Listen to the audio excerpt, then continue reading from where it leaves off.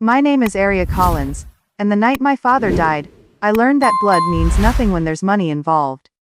I was holding his hand in that sterile hospital room, watching his chest rise and fall with mechanical precision, when my stepmother Patricia walked in, with her daughter Madison trailing behind like a designer shadow. "How long has he been like this?" Patricia asked, not looking at me, her manicured fingers already calculating the assets in her head. I had been there for 18 hours straight. I had held his hand through the seizures, spoken to the doctors about his medication, signed the forms that kept him comfortable in his final hours. Patricia had been at a spa retreat in Sedona, posting Instagram stories about finding her authentic self, while the man who had loved her was dying. "Since yesterday," I whispered, my voice hoarse from crying.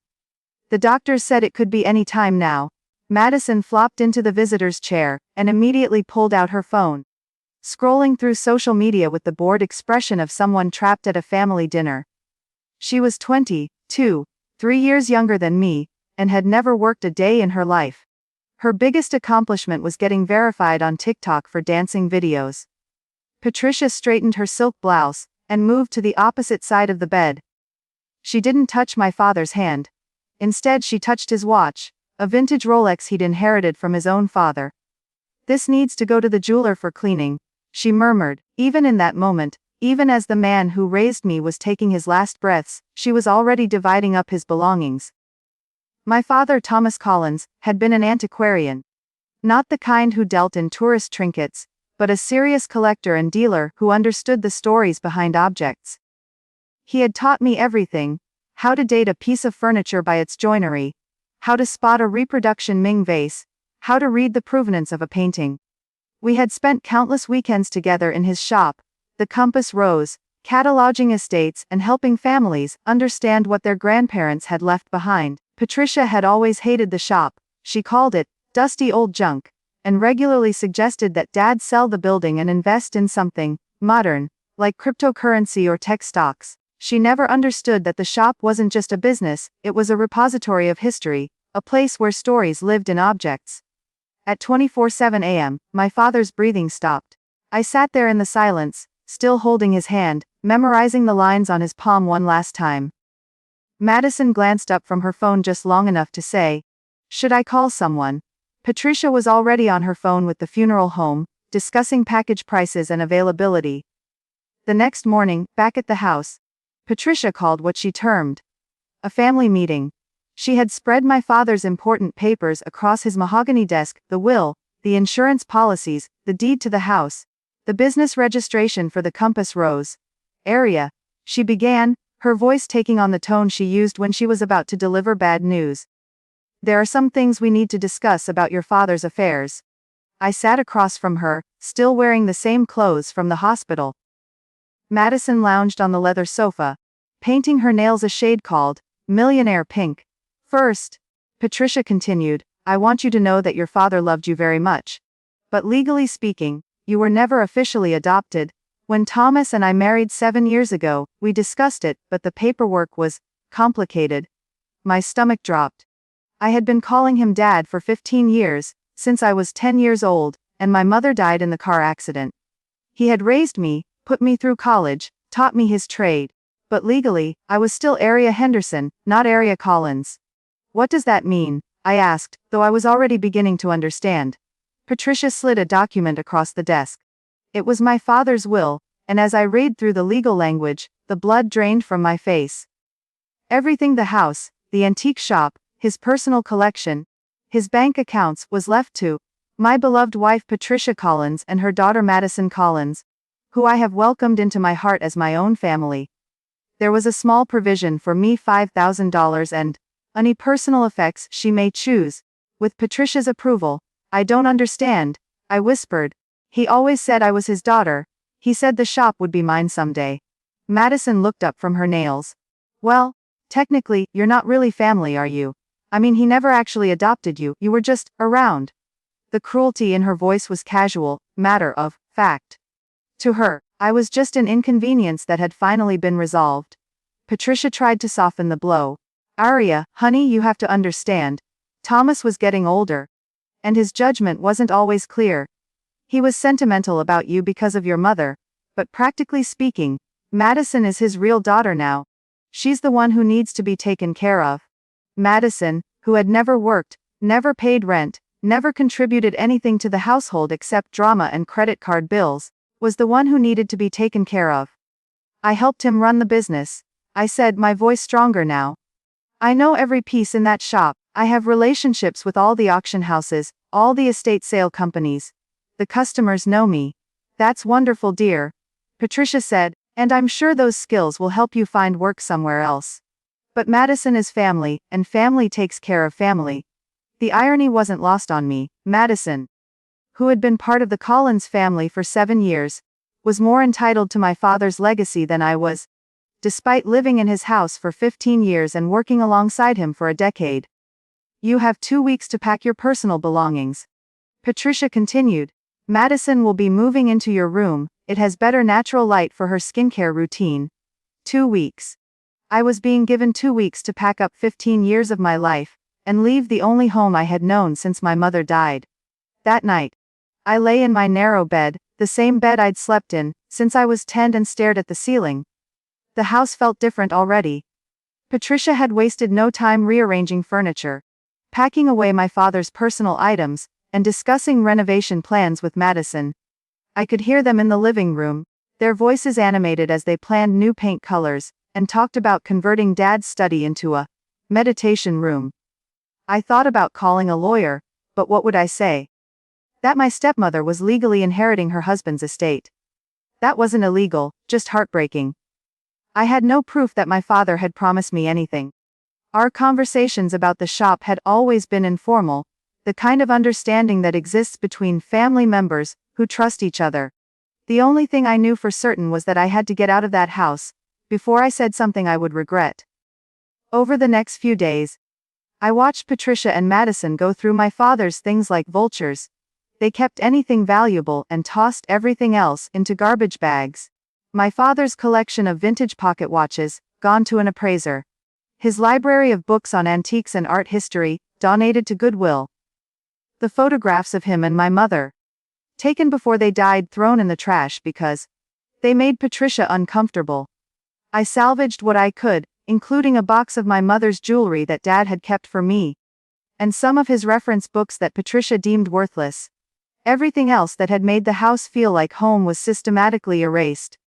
On my last day, I stood in the doorway of the shop. The Compass Rose had been my sanctuary, the place where my father and I had spent our happiest hours together. The morning light streamed through the tall windows, illuminating dust motes that danced above the Persian rugs and mahogany furniture. Area. Madison's voice cut through my nostalgia. She had walked into the shop wearing designer jeans and carrying a clipboard. Mom wants to know if there's anything valuable in here, or if we should just call one of those estate sale companies to clear it out. Clear it out. 40 years of my father's life's work, reduced to clearing it out. Madison, I said carefully, this isn't just random furniture. These are museum-quality pieces. That secretary desk is Georgian, probably worth $15,000. The Chinese porcelain collection has pieces from the Qing dynasty. The Persian rugs alone are worth more than your car. She looked around with new interest, dollar signs practically appearing in her eyes. Really? How much do you think it's all worth? Conservatively, about $200,000. But that's if you know how to sell it properly, to the right collectors. Madison's eyes widened. She immediately pulled out her phone and started taking pictures of price tags. Mom's going to flip. We had no idea this stuff was actually valuable. I watched her photograph my father's carefully curated collection, like it was inventory at a warehouse sale, and something inside me died a little more. That afternoon, I packed my car with everything I owned, and drove to a motel on the other side of town. It was a depressing little place with thin walls and a neon sign that flickered between "Vad ainsi" and "No vad ainsi." But it was clean, and it was mine, and for the first time in weeks, I could breathe. I had $8,000 in savings, enough for maybe 2 months of living expenses if I was careful. I needed a job, and I needed it fast. My degree was in art history with a focus on decorative arts, which wasn't exactly in high demand in the classified ads. That's when I remembered something my father had told me years ago, during one of our long afternoons in the shop. area, he had said, running his hand over a Victorian writing desk. The most valuable thing isn't always the most obvious thing. Sometimes what looks like junk to one person is treasure to someone who knows how to look. I thought about that conversation as I sat in my motel room, eating Chinese takeout from a foam container. Patricia and Madison thought they had gotten everything of value. But they had dismissed the shop itself as dusty old junk. What if there was something there that they had missed? Something my father had hidden away, knowing that his legal family might not understand its worth. The next morning, I called Patricia. I left some of my mother's photos in the shop. I lied. I know you're planning to clean it out, but could I go through it one more time? Just to make sure I have everything I need for the memories. Patricia's voice was bored. I suppose. But make it quick. The estate sale company is coming on Thursday to give us an estimate. Thursday? That gave me 3 days. I drove to the Compass Rose with my heart pounding. Patricia had given me the key, trusting that there was nothing left worth stealing. If she only knew. The shop felt hollow without my father's presence, but it still smelled like lemon oil and old paper, the scent of my childhood. I started in his office, a small room behind the main showroom where he kept his business records and research materials. I went through every file, every folder, every loose paper. Most of it was exactly what you would expect: receipts, customer records, notes about upcoming auctions. But in the bottom drawer of his filing cabinet, I found something interesting, a folder labeled Personal Research, that contained photocopies of newspaper articles, auction records, and correspondence with other dealers. The articles were all about a single topic, a collection of American furniture that had been stolen from a museum in Philadelphia in 1987. The theft had never been solved, and the pieces worth over $1 million had never been recovered. But according to the notes in my father's handwriting, he believed at least some of the stolen pieces had surfaced in the antique trade under false provenance. Why would my father have been researching stolen artwork? He was scrupulously honest in his dealings, always careful to verify the ownership history of anything he sold. I kept reading. In one of the letters, dated just 6 months ago, my father had written to a dealer in Boston, "I believe I may have inadvertently purchased pieces from the Philadelphia Museum theft. I am suspending all sales until I can verify the provenance.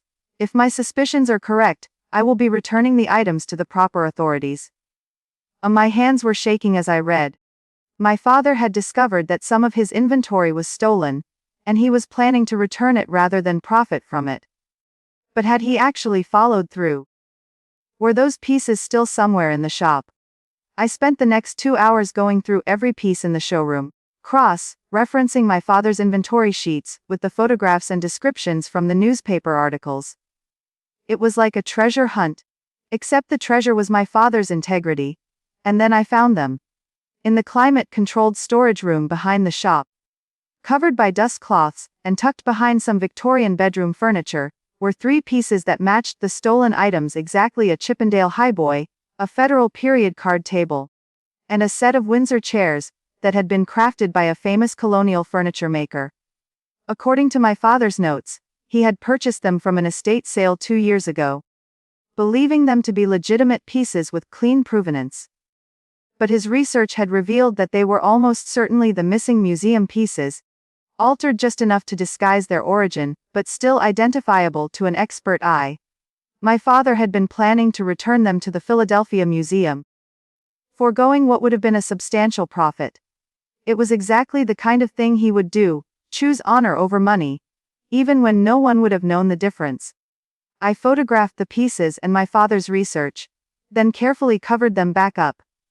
I now had proof that my father had been in possession of stolen art worth over $1 million, art that he had chosen not to sell despite his legal family's constant pressure to modernize and monetize the business.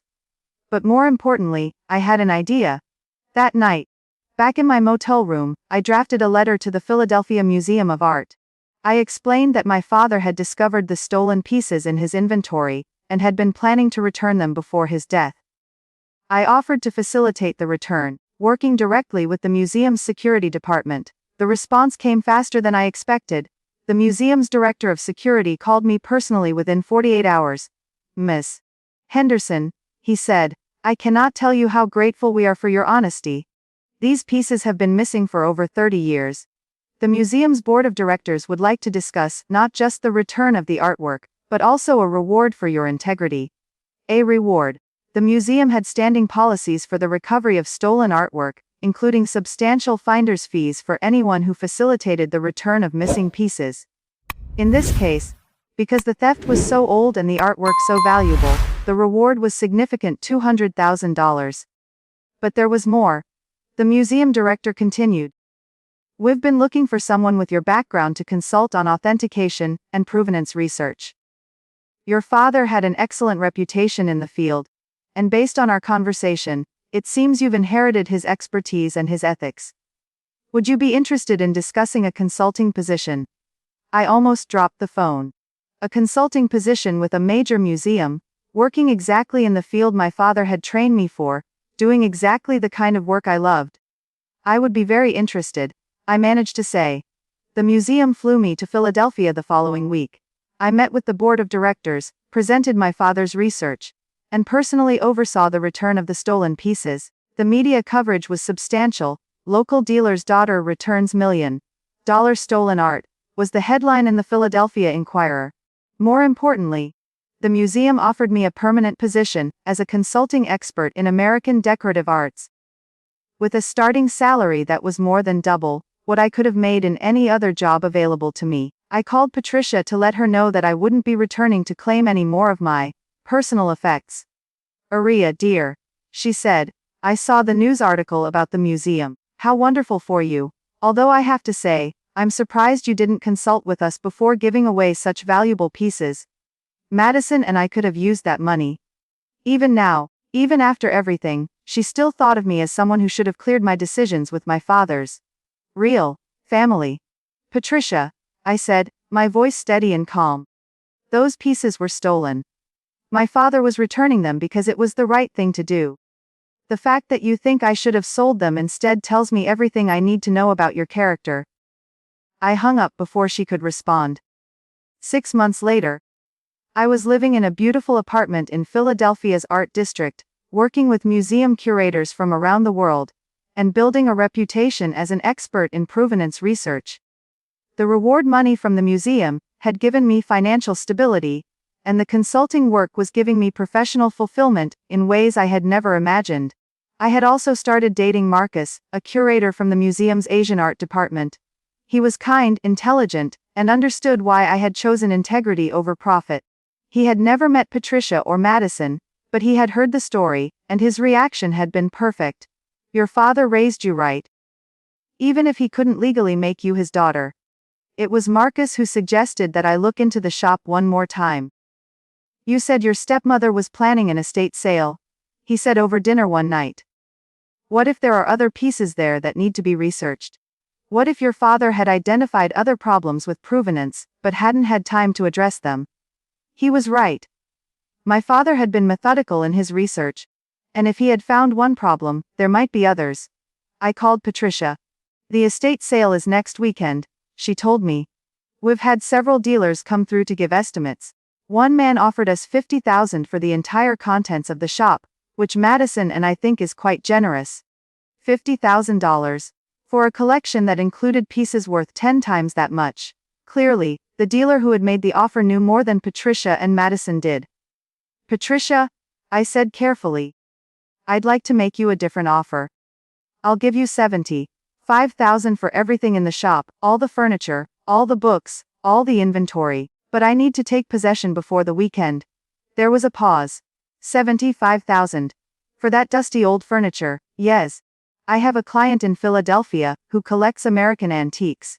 It would save you the trouble of dealing with the estate sale company. It was partially true. The museum had connections with private collectors who were always looking for quality pieces with clean provenance. But mostly, I wanted to make sure that any other problematic pieces in my father's inventory were handled properly.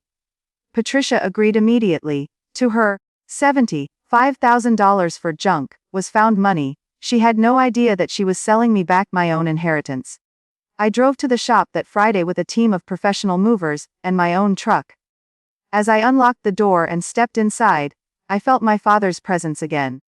The afternoon light was streaming through the tall windows, and dust motes were dancing in the air exactly as they had on my last day there 6 months ago.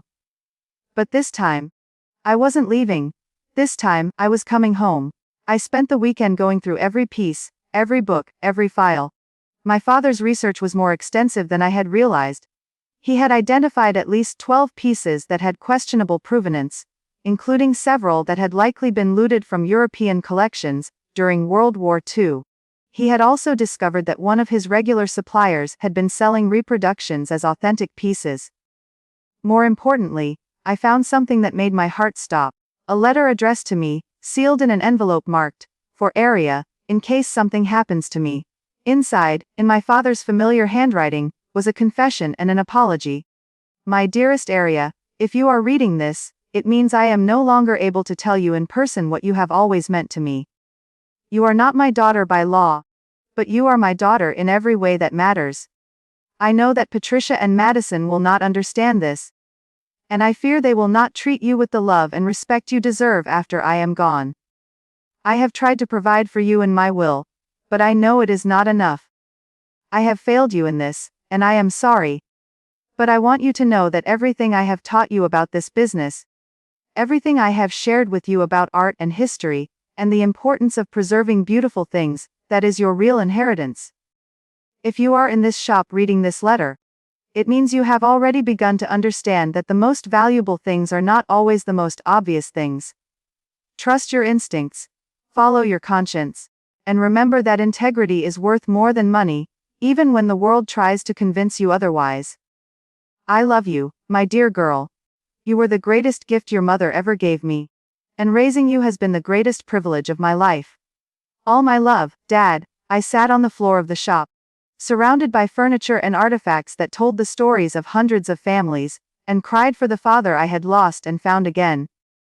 3 months later, I reopened the Compass Rose as a gallery specializing in authenticated American antiques and estate services.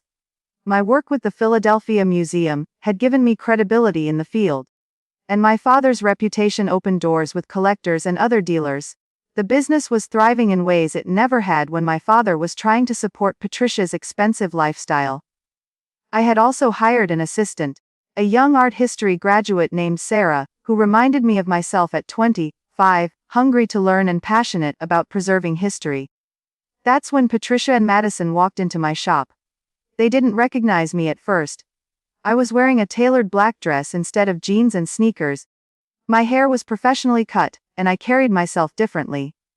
The girl they had dismissed as, not really family, had grown into a woman who commanded respect in the art world.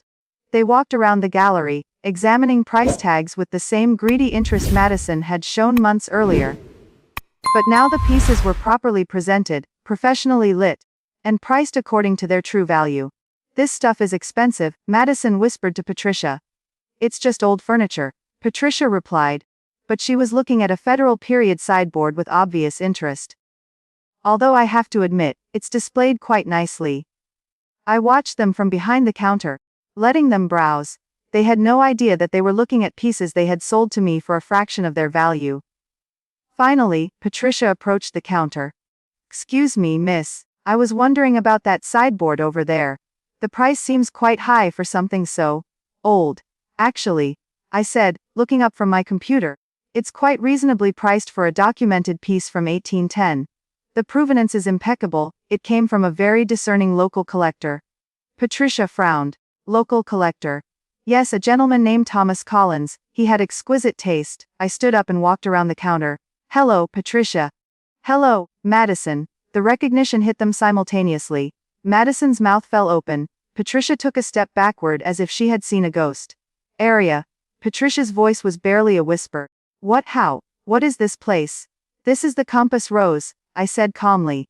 "The antique shop that you sold to me for $75,000.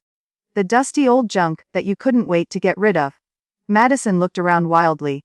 "But we sold this stuff." "We got rid of it." "You sold it to me," I corrected. "And now I'm selling it for what it's actually worth. That sideboard you were admiring, it's priced at $18,000. The highboy in the corner is $25,000. The complete collection you sold me has been valued at just over $300,000. Patricia's face had gone white. That's That's impossible. The appraiser said it was just old furniture. The appraiser who offered you $50,000 for everything. He knew exactly what he was looking at. He was planning to resell it for 10 times what he offered you. I smiled.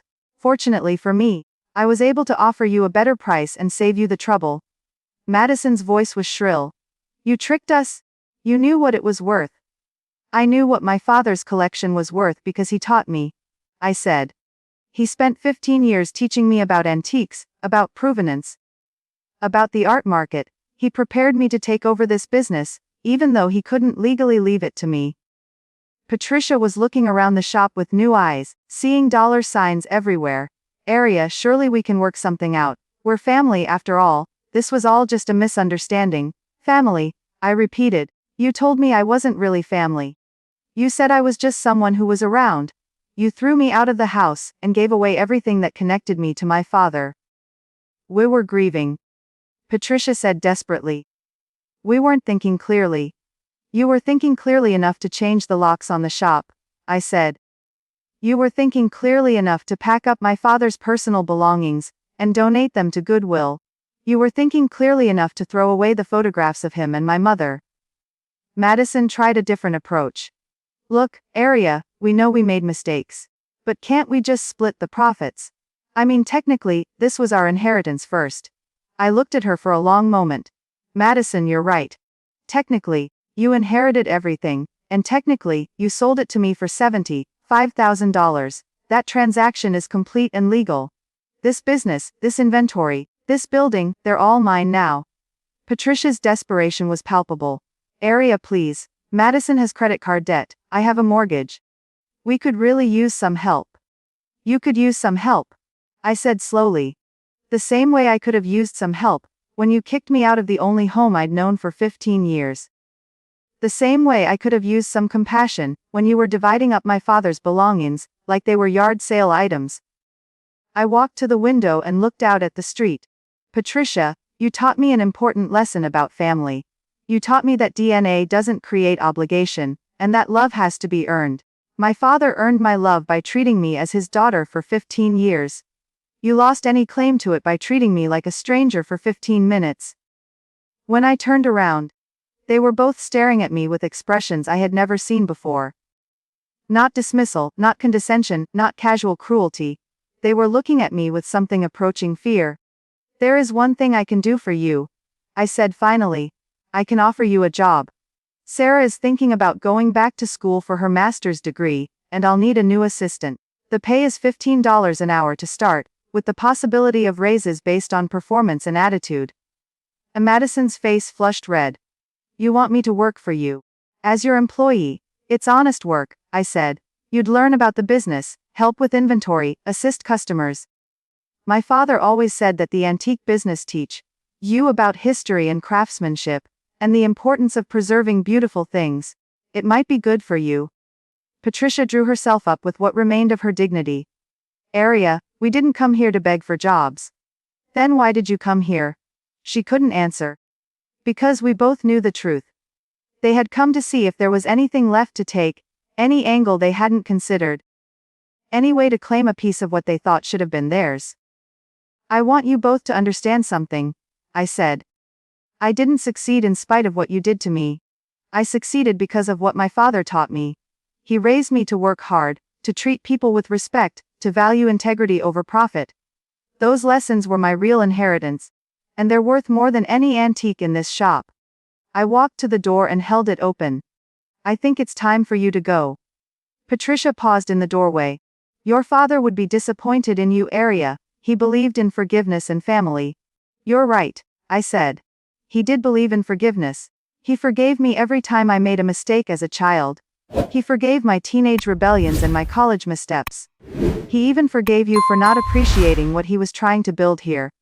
I looked directly into her eyes. But forgiveness doesn't mean pretending that actions don't have consequences. And family means people who show up when it matters. After they left, I stood in the quiet shop and thought about my father's letter. He had been wrong about one thing, he hadn't failed me at all. He had given me everything I needed to build a life of meaning and integrity.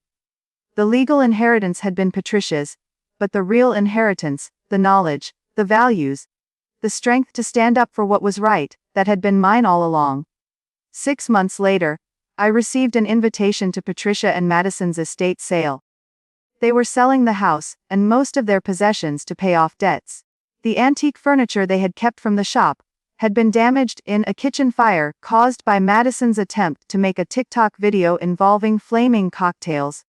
Their insurance had refused to cover it, ruling it an intentional act.